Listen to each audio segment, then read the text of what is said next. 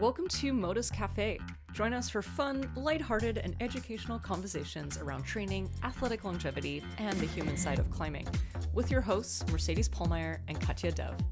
Hello, friends. Welcome back to another episode. I'm Mercedes Pahlmeyer, strength and conditioning coach for climbers. And in today's episode, we're going to talk about why you might not need mindset work around fear of falling. And what's awesome is that Katja is back. I'm very excited to have her talk all about mindset today.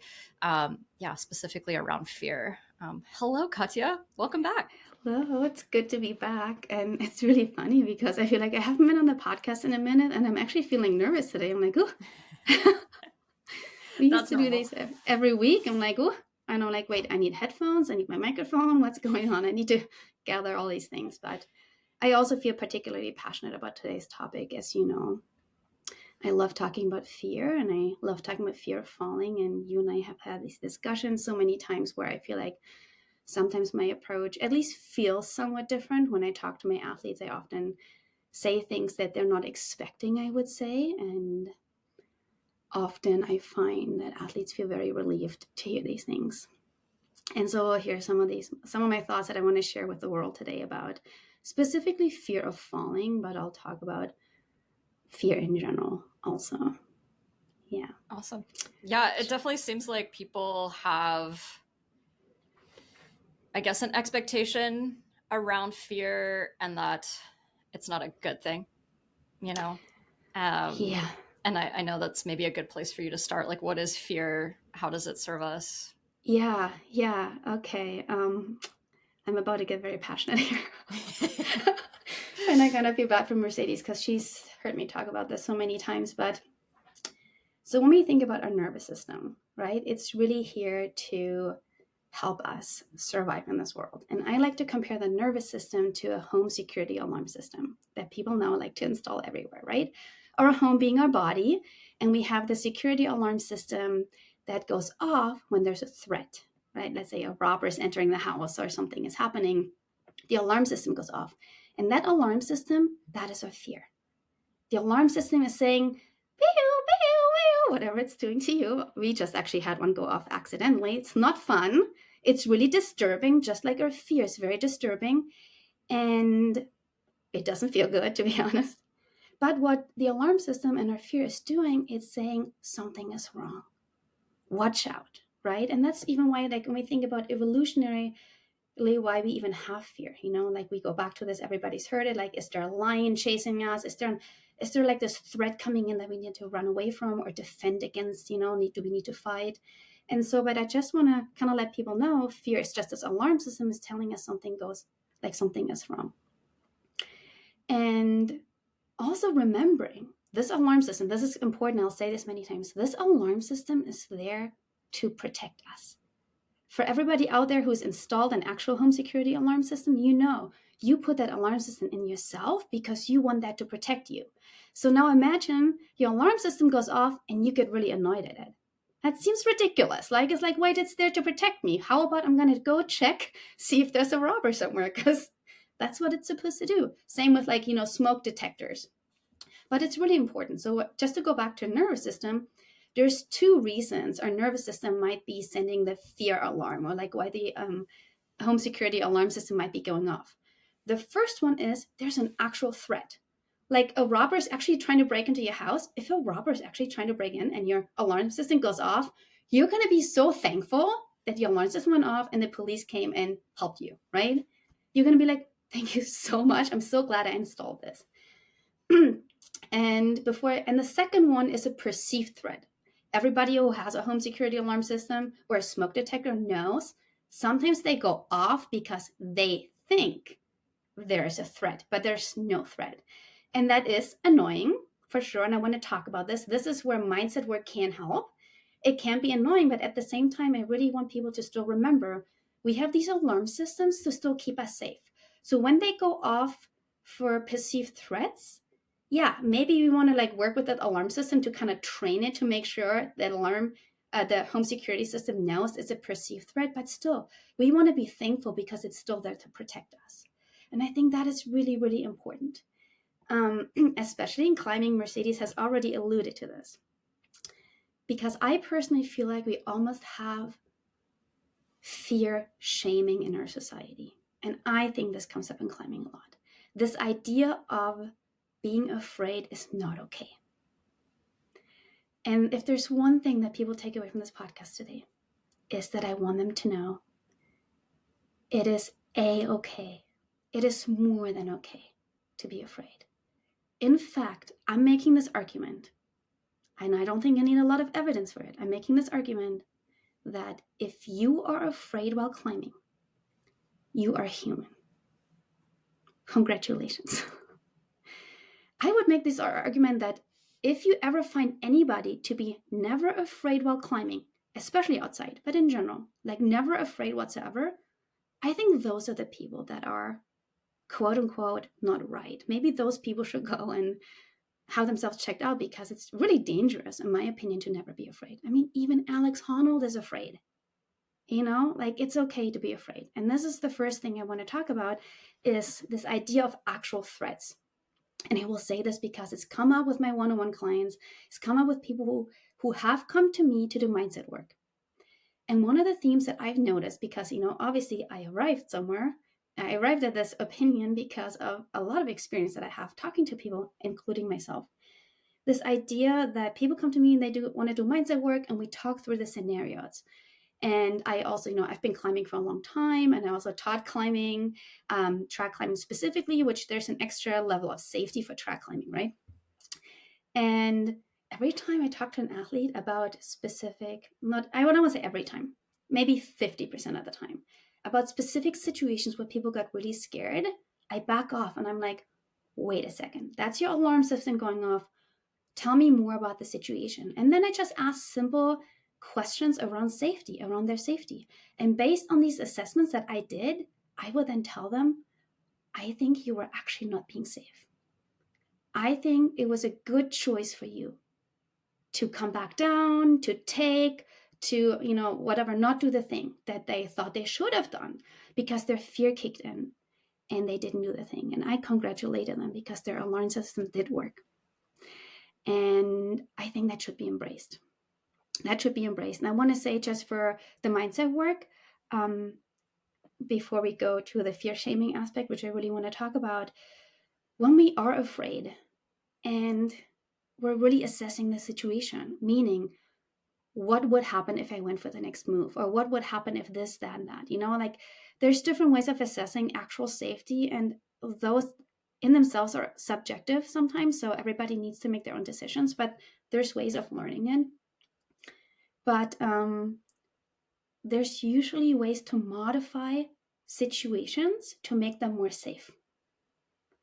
And so in some of these cases, 50% of the cases, let's say the mindset work that I've done, I've actually made practical suggestions, tactical suggestions, so people can learn how to keep themselves safer instead of just going for it. And also, just going for it or just calming down will not work when it comes to a fear response. I want to talk about that a little bit later today.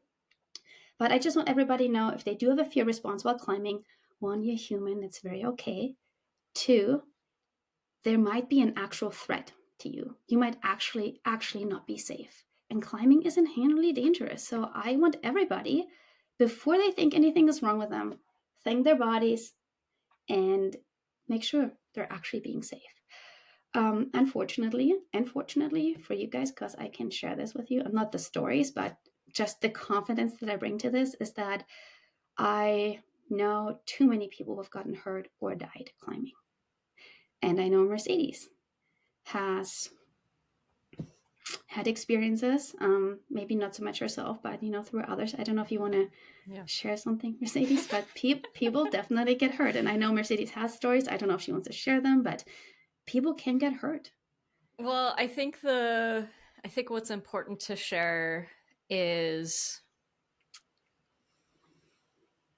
like, the people that I have seen get hurt outside from going higher than they should, is that there was a couple factors at play. One, I think maybe they felt stupid to come down in that moment. So they wanted to show up, I guess, brave. You kind of used this word, Katja, when we were kind of like talking about this episode. Mm-hmm. So it's like a show of bravery to keep pushing, but then you have to think about skill level and your skill at climbing, but also your skill at falling from that height. And I'm talking mostly for bouldering perspective, is that the higher you go, the more skill you need to have in order to fall. And I think the people that I have seen who got seriously hurt, those things weren't in alignment, you know, and bad things happened. Because you're not going to be okay if you fall even 12 feet, you know, you're not going to be okay unless you have that skill set. So those are like some of the things that I have observed in climbing. And even for myself, like I used to climb a lot of high balls. I still sometimes do, but I make a very calculated decision on which boulders am I going to try. What have people told me about these boulders? For example, there's a V2 in Joshua Tree called White or Red. Maybe it's V3. It is probably one of the most difficult boulders, and it's 20 plus feet. And people have broken their backs on that boulder problem because they think, oh, it's V2 or it's V3. Mm-hmm. I can totally do this. A gym climber who's climbing V5 in the gym goes and climbs V3 outside and probably believes that this is going to be totally fine. But in reality, like any kind of outdoor climbing is really never going to be fine, no matter what the grade is. So, you know, you have to be very realistic about your skill level. You have to be realistic about the risk that will happen if you fall. If you fall from this height, what is going to happen? And yeah, so for me, I have bailed off of a lot of tall boulders, and that's okay. Yeah. You know, I never beat myself up about it. Yeah. Yeah. I love that. I was actually going to ask you, that was a question that I had for you, is if you could share how often you've come down and, you know, you decided to not top a boulder. And I know it's quite a bit, and same for me. And that is actually something else that I've learned over the years, is that the more I've talked to actually like really good climbers, like really, really good and accomplished climbers, the more those climbers were okay with coming down. Like they did not see it as a problem of their self-worth if they decided to come down. And that is actually maybe one of the ties or one of the loops I want to bring back, is that the question I want people to ask themselves is, do you want to work a fear of falling for yourself? Or do you want to work on fear of falling because you feel ashamed to be afraid in front of other people? Because I see that actually a lot more in people who are not as experienced. And I find that, like, when I say experience, I also mean, let's say, people who've climbed 10 plus years, like it's been part of their life. They know it's okay to back off. In fact, I climbed with this woman, and she's really inspiring. She's actually, back in the days, she's one of the first 5 or 10 women to climb 514 in the US. She used to be a very good climber a long time ago, very accomplished. And she asked me if we want to go climbing outside. And I said, sure, it'd be really fun. And she said, right away, but just, you know, I don't do anything high bally because I don't want to get hurt. She just said that very comfortably. And I was like, that is great. Me too. And I have more stories like that where I feel like I just really learned that some of these, especially strong women that I look up to, they're so comfortable saying, well, I'm just not going to do that for whatever reason. It's really beautiful. It's really beautiful. There's this confidence in saying no. And that's my jam. And you guys, you know, I love talking about confidence and what it actually means. Confidence does not mean being loud and bold.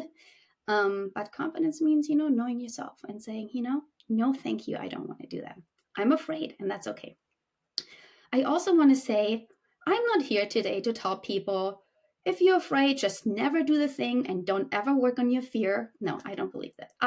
That's my passion. I love working with people on fear. I love it so much, and I want to share some of that with you. But I also recognize fear has its place. I love working with people on fear when I see it an appropriate topic. I'm not going to work with people on fear when I believe, a fear of falling specifically, when I believe it's not actually the fear of falling that's a problem. And again, it's a loop I want to come back to, because I do believe that often it's not the fear of falling that's a problem. But if it is actually fear of falling, which in most cases, we always say it's fear of falling, but if we're really honest with ourselves, it's actually fear of dying or fear of getting hurt, right? I mean, even just in the language, the fall itself is not what often people are afraid of. It's like when people say, I'm afraid of flying, I would argue, well, you're probably not afraid of flying. You're afraid of crashing, right? And I think that's just like one of the ways to rewrite that story. But anyway, I very much believe in helping people sort of control that fear, in the sense how I talked about this alarm system. The security alarm system is training the security alarm system, which is our nervous system, training it in such a way that it can detect actual threats, but doesn't go off when there's a perceived threat. And I think that is what is so important, because I'm not here to help people to just get rid of their fear altogether. I believe that's unhealthy. And that is also, well, I don't want to go into that, but I think there's different approaches of working on fear of falling specifically. But I think I don't love the approach of just learning to override fear, because again, I also think it sends the signal of fear is not okay. Let's get rid of it. When I feel like, no, we're human. It's very, very okay to be afraid. Just like it's very okay to love, other people. Like, it's like, we are human. That's all part of our humanity. And in fact, it's keeping us safe. I wanted to just... Can I just add something there? One thing I have a pet peeve about in climbing, and especially with mindset work, is this sentence that everyone says, you can overcome your fear. And that is not true. You can't overcome that. But what you're saying, I really like, that you can retrain your nervous system to detect the right things, the right threats. Yeah. And it is a management of fear, but you will never overcome it. It's not something that we should be striving for, in my opinion. Yes. I love that so much. Absolutely. Yeah. It's like saying, well, I'm just going to get rid of my home security system when you live in an actually perhaps dangerous neighborhood, I like to say befriending fear. Befriend your fear so you can listen to it and trust it when it shows up. But also know that, it's a relationship that you need to invest in and work on. And I want to make another argument, like this idea of befriending fear, right? It's actually because you brought this example of a highball. And I know everybody can relate to it. So I want to bring this example because it's a little bit tricky. Like earlier you said, sometimes making certain decisions has to do with experience level. And that's also something I want to come back to. But sort of this question could be, well, Katja, when do I go for it and when not, right? But I have all these analogies I want to make. But let's say what's really important is you're on this highball. And if you are dysregulated, meaning your nervous system is dysregulated, meaning you are afraid. So nervous system dysregulation is essentially any time we are not feeling kind of like grounded, we're not feeling like we're making good decisions, we're not really feeling very connected, especially with ourselves. Often people have impulses. And when it comes to climbing, people can actually often physically feel it in their body. They might be sweating, their heart is racing. So when we're feeling dysregulated while climbing, this could be either being nervous. So being nervous is like small dysregulation. Being afraid, especially like when by the time people get tunnel vision, they're like afraid, right? That's like a huge dysregulation. So the idea is when we climb is we want to be managing our nervous system while we're climbing, like listening to it and managing it. Again, it's our friend. And so the idea being to what's really important I want people to understand is once we're so dysregulated, we don't make good decisions anymore. And this is where what experience level that Mercedes was talking about earlier comes into play, because whether or not someone tops this really dangerous V2 highball or not can come down to nervous system regulation in terms of if you climb up high and you start getting really nervous and you get really, really nervous, I would ask anybody listening right now, when you get really nervous, how well do you think you can execute a move, even if that move was normally not a problem when you didn't feel dysregulated? So that's really important to keep in mind. It's not about whether or not you're capable of doing that move. Because people who fall will often still fall on a move that they are actually capable, maybe have done it before. It's not about that, but the question is, are you able to execute?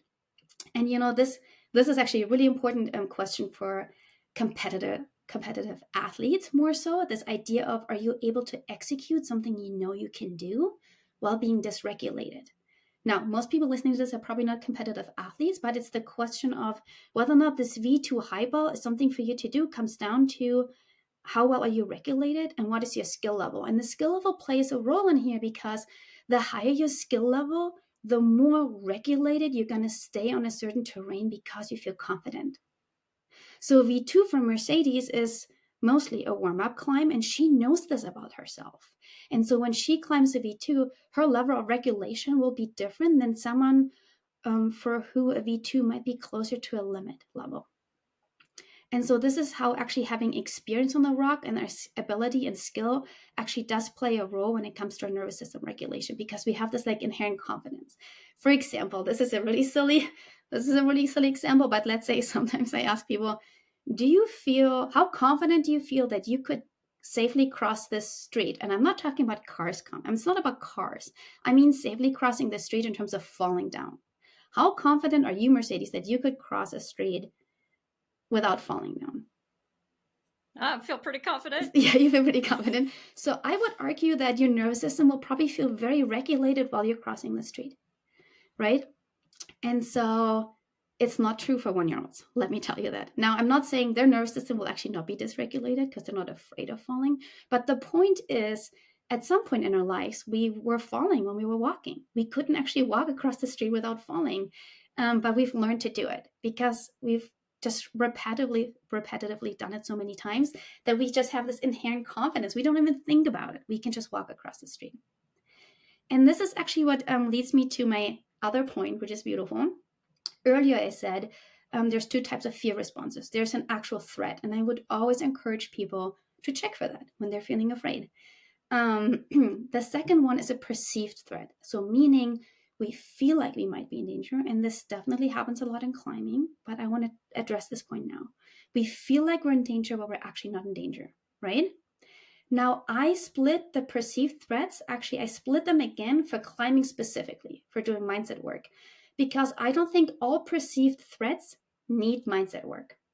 And here's why. It's the exact same example as I just gave with walking across the street. I think that as humans, it's inherently unnatural to climb, for one. I don't think it's so natural for us to climb anymore. And certainly for most humans who didn't grow up climbing, it's still like a very new thing to do. So not only are we high off the ground, whether or not that's ropes or even bouldering, we are high off the ground. We're high off the ground in a way that we probably hadn't been doing for a long time.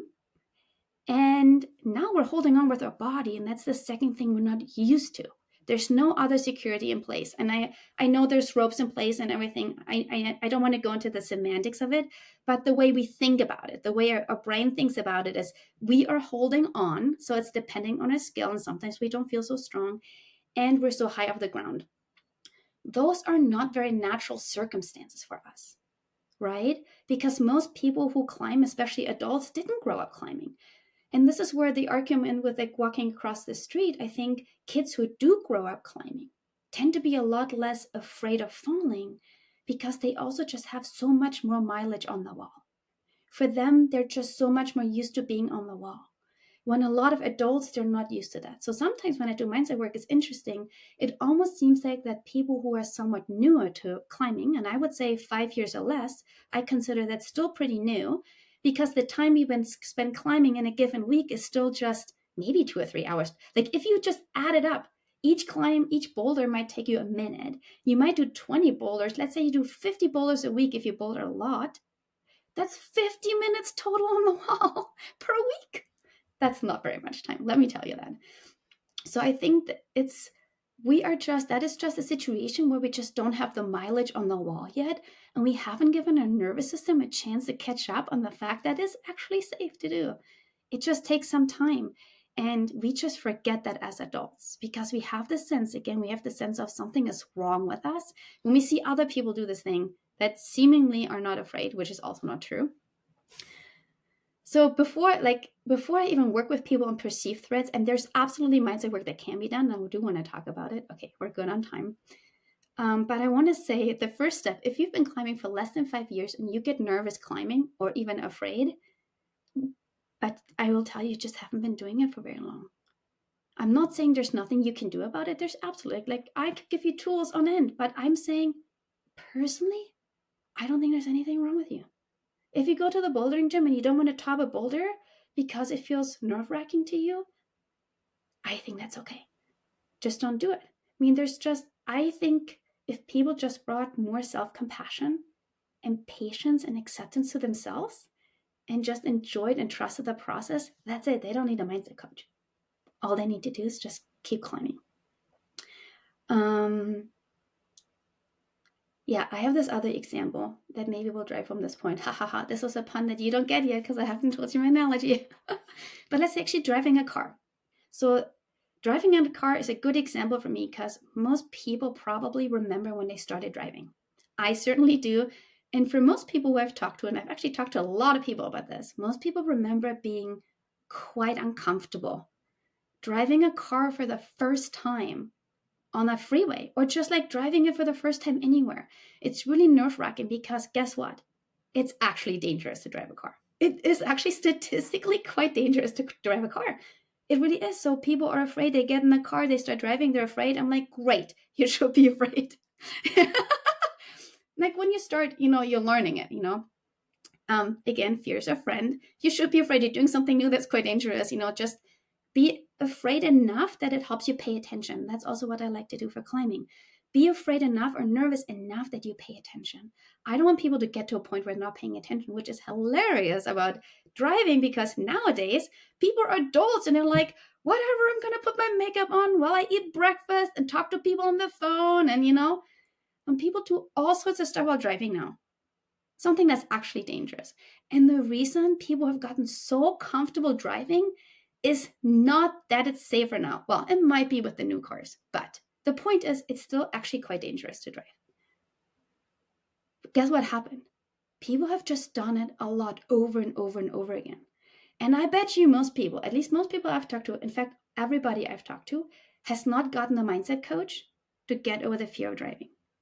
Now, for some people, I say this jokingly, I know. So for some people, obviously, actually, some people are actually afraid of driving. And I do think, again, I don't want to, mindset work is my jam. Like, I love doing it. Anybody out there wants to work on their fears with me, especially the ones that I'm about to share, please come and work with me because I love it so, so much.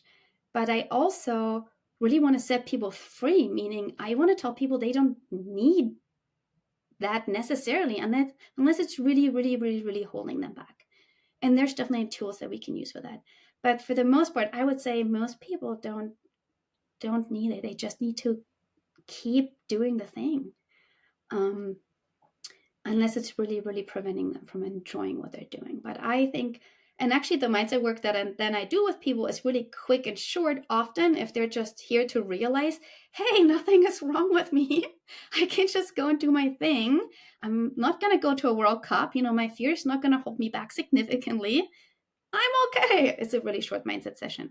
But there are some other things that people could work on. And I want to actually go into them now because I do think there's other perceived threats. And this is where my passion is about to really get started. There's other perceived threats, I think, that are hidden in the fear of falling that I just briefly want to touch on. But I do want to invite Mercedes to say anything if she has anything to say. Sorry, I keep talking. You should just keep rolling. I don't think I have anything else to say. Actually, before I go into these other fears that I love talking about, I want to just briefly share, because I just checked my notes, forget to say two things. Our nervous system. So this is just like kind of like a quick, I don't know if these are quick tips, but just maybe quick educational things.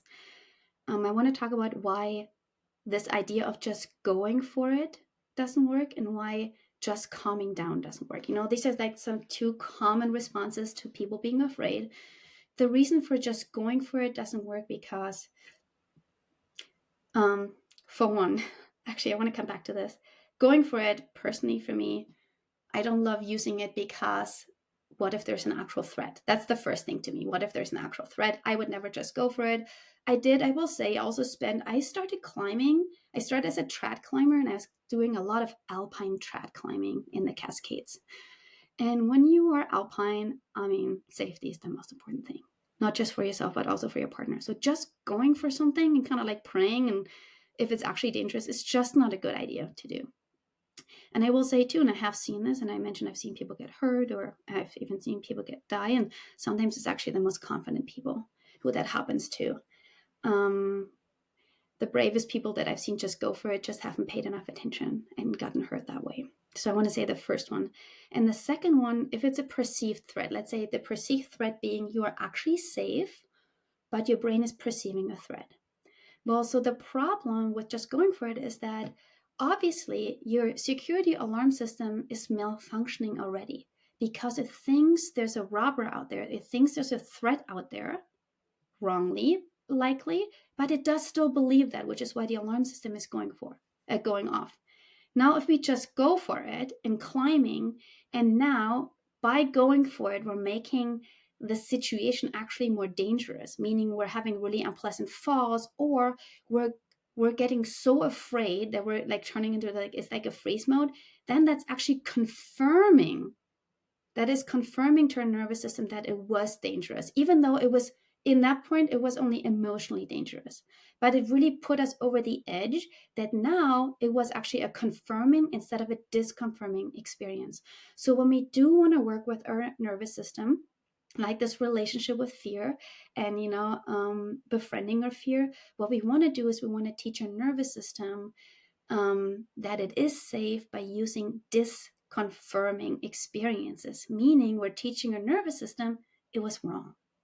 It was wrong. That's what we want to do. So, but when we just go for it, often we're doing the opposite. We're having a confirming experience. So we're looking for the opposite. We want to have a calm experience in a situation where normally your nervous system feels dysregulated, to be like, hey, guess what? Actually, this felt good, instead of feeling terrible about it and getting overly afraid. So that's why going for it can actually make it worse, or it can be actually dangerous. And I want to add to that, remember how I said when we are so afraid, the way we perform is highly reduced. Because we get tunnel vision, we don't see our feet, we don't see our hands, like our actual performance goes down. So just going for it when we're afraid, now the fear response itself makes it less likely we're successful at the thing we're about to just go for. And therefore maybe increasing the chances of that being a confirming instead of a disconfirming experience. So I would just never ever try that, the going for it, in my opinion. Not when we're dysregulated. And interestingly enough, we don't need the phrase "go for it" when we're regulated. So we can go there some other time. Maybe we'll do more mindset podcasts down the road.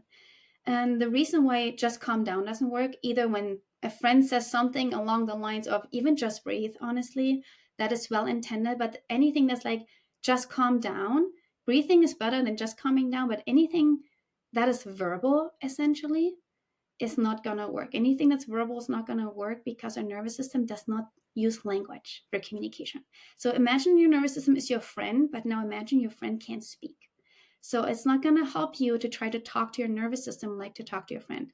And I wish one of our members was here, Chris. She actually speaks sign language. So that's essentially what we need, is a type of sign language to communicate with our nervous system. And the way our nervous system likes to communicate is by show, don't tell. It's through actions and not through words. And this is where some tools could be helpful, because there are a lot of somatic practices that we could use for nervous system dysregulation that are very helpful, and that I don't have time to go into depth today.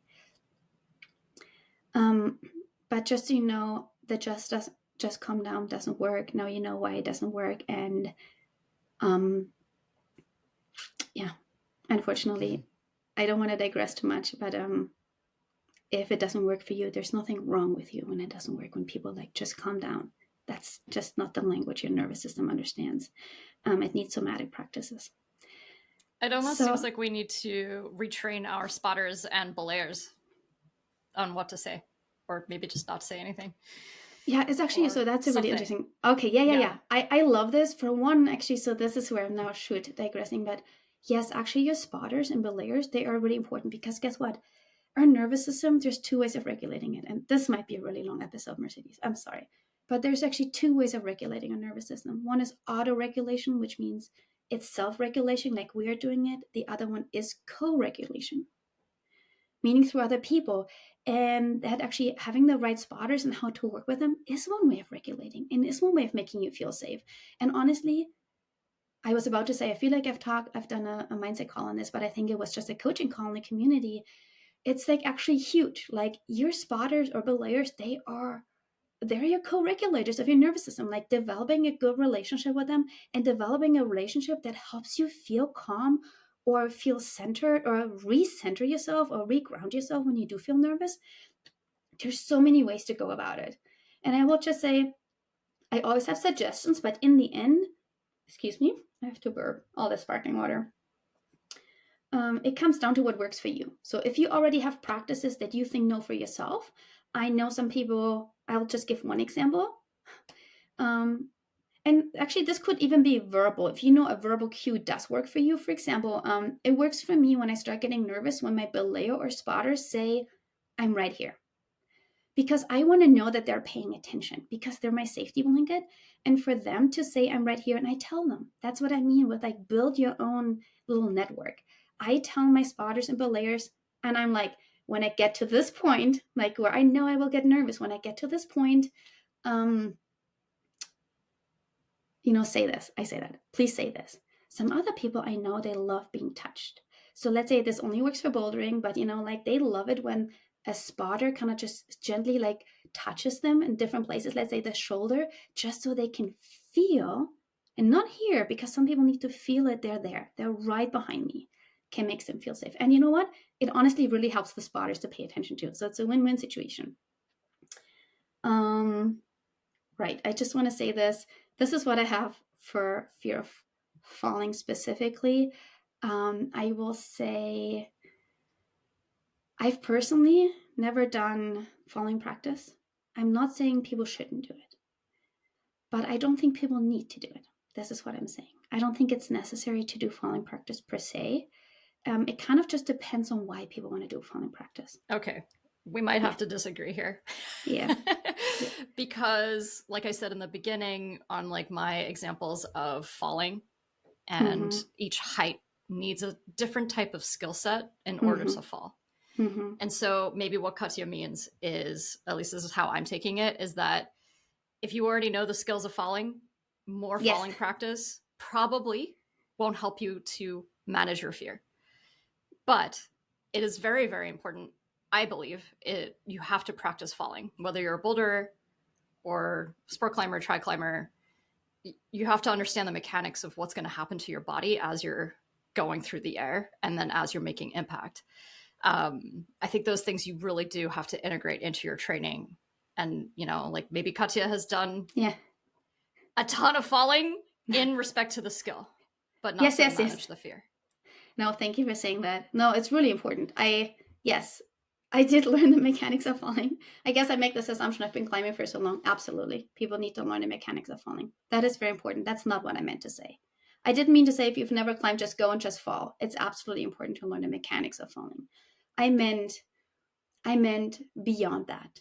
When people already know the mechanics of falling and they know how to fall. And it is different, as Mercedes said too, whenever you're in new situations. So maybe you still need to attune to the mechanics of falling, and there's like merit in that. I'm not saying don't do that. I guess maybe that's really good that you said that. I'm not saying don't learn how to fall from a mechanical perspective. And even sometimes when, especially on ropes, sometimes there's situations where the way you fall could impact how you land. And that is really, really important to keep in mind. Like I do actually do this. I do think about how I'm going to fall. I think that is really important because you want to be able to brace for that fall. When you do fall, you want to know how to fall, which for bouldering is very different. So thank you for Mercedes for saying that, because I was really just in the mindset aspect of it. And really what I was thinking about is just taking, and I know people are going to disagree with me, and this is okay. But I'm not saying people shouldn't do it. I'm saying I don't know if it's necessary. And I will tell you why. It's because I've seen a lot of people tell me, oh, I just need to do falling practice. I need to do falling practice. And it's this idea of getting on a rope and falling at a bolt over and over and over again. Now that can help people. I'm not saying this is not going to be useful. I'm not saying don't go out and do it. But I don't think that is necessarily the important thing to do, especially if people don't want to do it. Because when I had talked to people about this, it's almost like they're telling me like, oh, I need to eat these vegetables that I really don't want to do. It's a really uncomfortable experience, you know? And when I start talking to people about why they think they need to do falling practice, in my experience, it comes down to they just think they need to do it because they think there's something wrong with them when they take at a bolt. Yeah. And so, yeah, eating your vegetables is not going to be bad for you. But if you hate eating your vegetables, then I would just ask the question, well, why do you really need to eat those vegetables? That's what I'm saying. And also, again, in my opinion, it's just by just doing the falling practice without building this relationship with fear. And then to me, that comes from a sense of shame. Like, I'm not okay. It's not okay for me to be afraid, and trying to override or cope with that instead of working with the fear. That's what I wanted to say.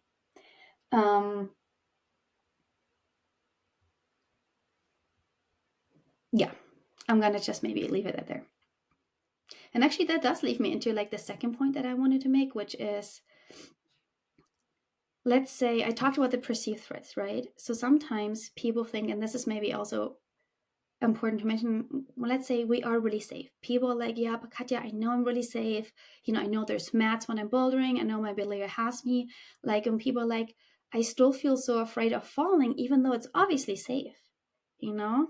Like, I'm just halfway up the boulder. Like, sometimes there's really these situations where people feel afraid, even though literally, I would say more or less there's no reason to. Like, they're not super high. It's not the top of the bouldering wall. And, you know, even on ropes are just a little bit more tricky because there can be a fear of heights. And again, it's not a fear of heights per se. It's a fear of dying, essentially. And, you know, like fear of death is a very deep fear of ours. Again, I just love bringing acceptance and just like this idea of embracing our humanity first before we work on these fears with a sense of something is wrong with us, you know? And so sometimes what I do with people then, when it's the situation of, well, technically I'm safe, but I'm so afraid, I just ask a bunch of other questions. And you'll be surprised how many times people say they're afraid of falling and they want to work on the fear of falling, when actually it's not the fear of falling. It's a fear of failing. Because that's what's interesting about climbing. Falling, yeah, has a physical impact on our body, but falling often also means failing, right? In climbing. And so is it actually a fear of failing? So is it actually a fear of failing, and then maybe a fear of failing in front of others? Because now it's actually a fear of being judged. And maybe with the fear of being judged is actually a fear of not belonging. Or maybe it's a fear of not being good enough. You know? There's so many underlying fears that can be hidden by the fear of falling, because the falling and climbing is also kind of this failure point at the same time, because it's kind of this like obvious quote unquote failure, which I would reframe and say it's not failure, but that is part of climbing, right? Is that falling is kind of a show of, well, you didn't do this thing. And so it's not just about getting hurt. And so now the fear of failure is really just masking and not a fear. And I think it's more productive for people to work on those fears, like just being comfortable with falling from an emotional perspective and embracing that as part of the process. And you know, the truth is, most people know it in their heads. Like, most people know it in their minds. They know that it's okay to fall. Like, that is part of climbing. But people don't know it in their hearts. And I think a big reason is, again, you know, climbers are humans, and they bring a huge load of experiences to climbing in their life that don't have anything to do with climbing. But climbing is just such a unique sport that we put ourselves on these hard things that make us fall/fail. By choice, we do that. And we do that often in front of others. And so some questions that I asked that you could ask yourself to kind of get at this aspect of, whether or not it's actually fear of falling or failure, or judgment, is like even just thinking about different situations. Are you afraid the same amount whether or not people are around or not? Are you afraid a different amount when different people are around? Like, how does your fear change with the circumstances? That's one way of seeing if it's really fear of failure, really fear of falling, or another type of fear. And also trying to be aware of the language around it after you fall could be another indicator of just like raising awareness for yourself to see if it's actually fear of falling. Yeah. I think that's something that I see happen a lot at people's upper limit, where it could be a fear of failure and this other part of it, which is the fear of success. I think that I've seen a lot of like athletes at their limit, and they're about to break through to a new grade, and they can't do it. They might physically be able to do it, but there's something mentally holding them back. And this is a really interesting concept of fear of success. Yeah. I totally agree. It actually happens way more often than people might realize. But let's see. It's already getting quite late. So part of me wants to say a few things about fear of success, but we can always talk about it another time too. But absolutely, like, yeah, there is actually a fear of success, like a fear of, what if I make it? What happens then? Like, it's very subconscious. I would say, yeah, I haven't thought about how much that ties into the fear of falling per se. But people can get like really nervous about sending. Part of that being because they're actually nervous they might actually do it. And so what happens then is kind of like a sequence of self-sabotaging to kind of more or less ensure they're not sending because they're afraid of actually succeeding. Yeah, it's still in relation to the fear aspect. Yeah. But yeah, so it sounds like a good place for people to start kind of unpacking their own fear around falling, is to take note of what's happening in your body, maybe like your thoughts around it, maybe doing some, I'm a big fan of journaling. I think writing some things down, like your body knows, and it knows inherently what's going on. And if you can journal about it, the truth might come out, because I think it is challenging for people to really understand why they're reacting a certain way. Yeah.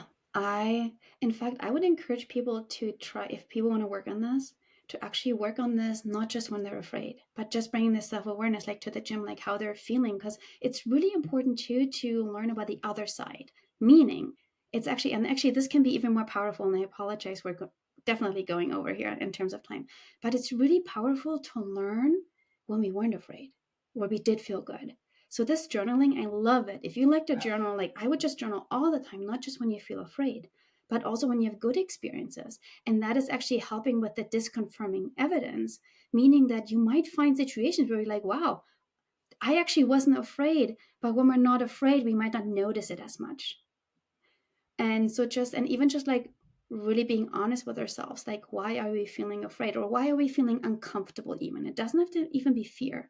Like, are we feeling uncomfortable? And this could actually be something like you were feeling really comfortable, but all of a sudden this really strong guy showed up at the gym, or all of a sudden someone else showed up at the gym, maybe an ex-boyfriend, or maybe someone left and all of a sudden you felt more relaxed, or maybe someone showed up and you felt more relaxed when you felt anxious before.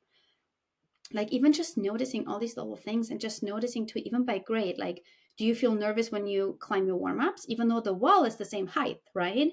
So when you get to the top of the wall, it's the same height. Do you feel nervous when you climb your warm-up? That would be really good to know.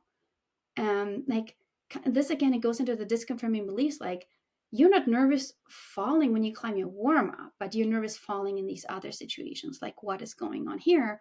You're literally on the same rope, on the same wall. Like, all of this is also just really collecting evidence for your nervous system, what's going on. But yeah, I mean, this is obviously a really big topic, and different things also work for different people. Yeah.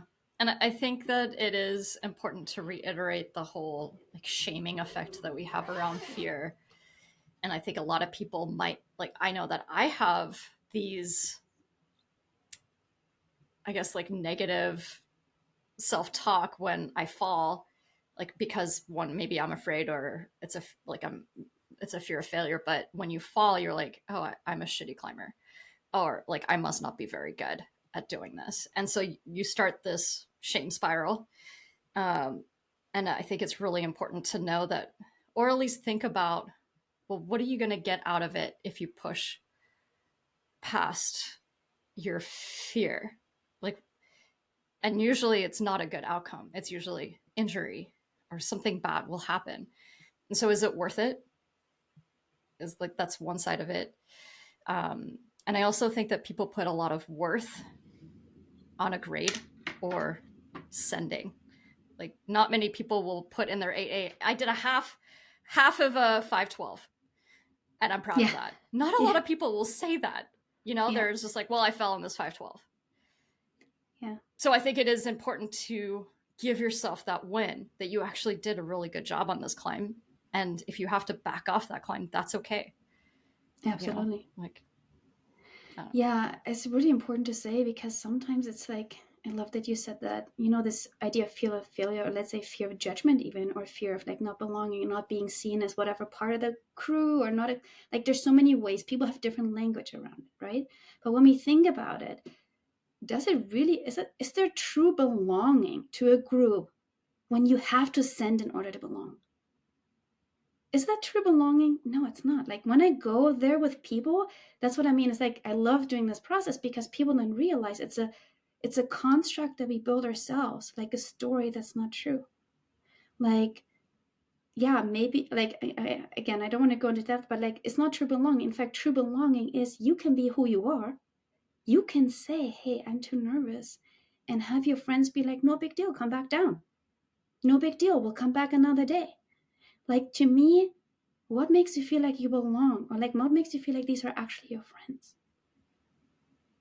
When you send and they say good job and you feel like you have to send, or when you know, I don't have to send, I can just come down. And another question, and sometimes I feel like sometimes I feel like I'm the worst and the best climbing coach. I joke. Actually, I usually just say the worst, but I just recently, last night, I had this beautiful call with a client and with an athlete, and I always say I'm like the worst climbing coach, because sometimes I tell athletes, I have these conversations and I'm like, I don't actually care about people's achievements. That's why I'm the worst climbing coach. I'm like, I don't really care if you send this climb. Truth be told, I don't. I care about you feeling happy and you feeling grounded and confident in yourself. I just want you to be happy. That's why I tell my athletes, and we talk about it. Remember one athlete, I've challenged her so hard on why she wants to send this really hard route. And it's cost a lot of tears to talk about it and really dive into it. But it was really important to figure out why we do what we do. And then she sent. But it does work. And I take some pressure off, like really realizing why we do something.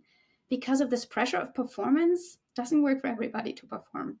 But taking the pressure off and realizing we don't need to perform can really do the trick.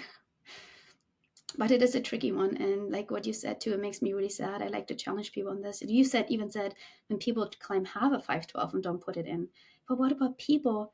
It's almost like the closer that people get to sending, let's say they are like on a route, they're 2 holds away from sending.